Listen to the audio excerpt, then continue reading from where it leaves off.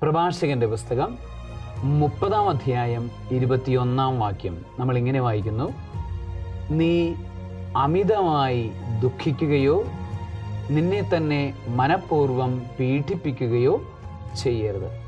അമിതമായി ദുഃഖിക്കുന്നത് അത് മനഃപൂർവ്വമുള്ള ഒരു പീഡനമാണ്, സ്വയം പീഡനമാണ് എന്ന് വചനം നമ്മളെ ഓർമ്മപ്പെടുത്തുകയാണ്. ചില ആളുകൾ എപ്പോഴും ദുഃഖിച്ചുകൊണ്ടിരിക്കുന്ന പ്രകൃതമാണ്. അവർക്ക് ദുഃഖമില്ലാതെ അല്ലെങ്കിൽ ഒരു ഡിപ്രഷൻ മോഡ് ഇല്ലാതെ അവർക്ക് ജീവിക്കാൻ പറ്റാത്ത അവസ്ഥയാണ്. എന്ത് കാര്യം വന്നാലും കരഞ്ഞുകൊണ്ടിരിക്കണം. അത് ഒരു ആത്മീയമായ നല്ല നിലയിലുള്ള അവസ്ഥയല്ല, അത് സ്വയം പീഡനത്തിൻ്റെ അവസ്ഥയാണ്. വചനം പഠിപ്പിക്കുന്നു, നീ അമിതമായി ദുഃഖിക്കരുത്. നിന്റെ ദുഃഖങ്ങളെല്ലാം കർത്താവിന് സമർപ്പിക്കുക, നിന്റെ ഭാരങ്ങളെല്ലാം കർത്താവിന് സമർപ്പിക്കുക. ദുഃഖം പ്രാർത്ഥനയായി